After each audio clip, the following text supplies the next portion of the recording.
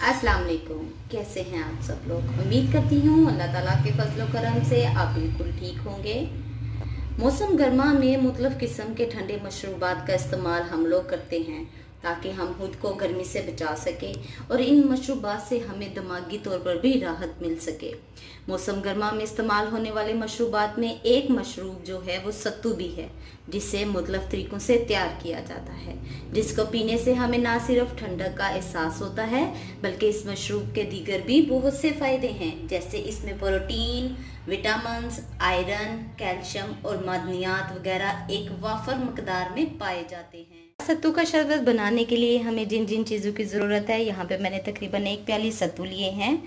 ये 1 प्याली से आप तकरीबन 15 से 20 लोगों के लिए शरबत बना सकते हैं। यहाँ मैंने ली है शक्कर, के बाद मैंने यहाँ पे लिया है लीमू और पानी हस्बे ज़रूरत।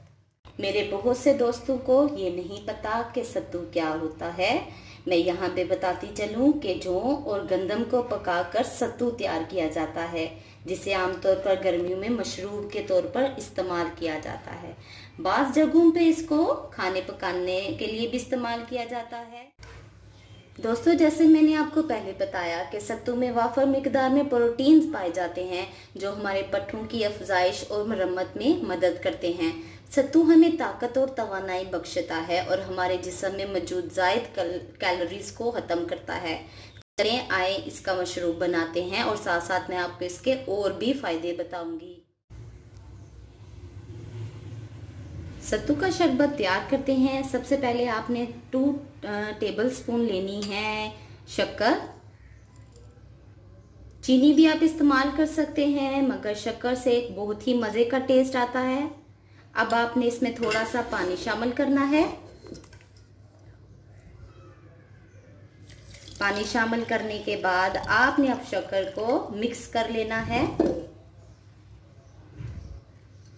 सख्त गर्मी की वजह से ना सिर्फ हम सुस्त हो जाते हैं बल्कि बाज़ औक़ात हमारे ब्लड प्रेशर की सतह भी कम हो जाती है, जिसकी वजह से हमें थकावट महसूस होती है और हमसे सख्त गर्मी में ना तो कोई काम होता है और ना ही कहीं बाहर पैदल चला जाता है। ऐसे में अगर हम रोज़ाना बाकायदा से सत्तू का इस्तेमाल करें तो हम इन चीज़ों से बच सकते हैं, क्योंकि सत्तू में कुदरती और ग़िज़ाई अज्जा शामिल होते हैं जो हमें तवानाई देते हैं। लिहाजा गर्मियों के मौसम में सत्तू का इस्तेमाल ज़रूर करें। अल्हम्दुलिल्लाह शक्कर बिल्कुल मिक्स हो चुकी है पानी में, आप देख भी सकते हैं। अब हम इसमें शामिल करेंगे भर के 2 टेबल स्पून सत्तू। ये पिसे हुए ही होते हैं। अब आपने इसको मिक्स कर लेना है। सत्तू में कुदरती तौर पर फाइबर भी मौजूद होते हैं जो हमारे निज़ाम हाजमा को बेहतर करते हैं।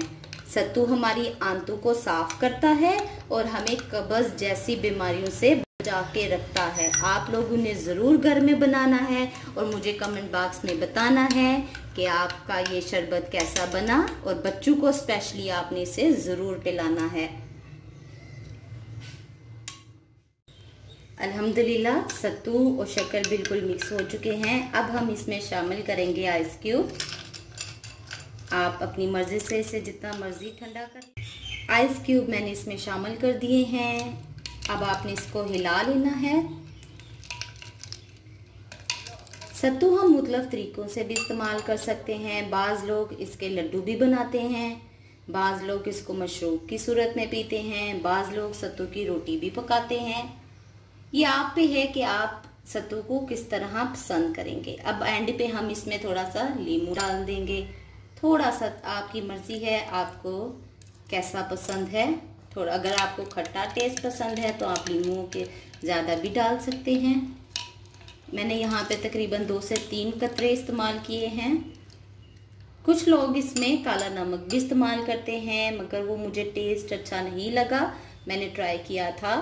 आप इसे ज़रूर बनाइएगा और बच्चों को ज़रूर पिलाइएगा। इतनी शदीद गर्मी पड़ रही है तो ये बहुत ही मज़ेदार शरबत है। आप लोगों ने मुझे कमेंट बॉक्स में ज़रूर बताना है कि आपको ये शरबत कैसा लगा।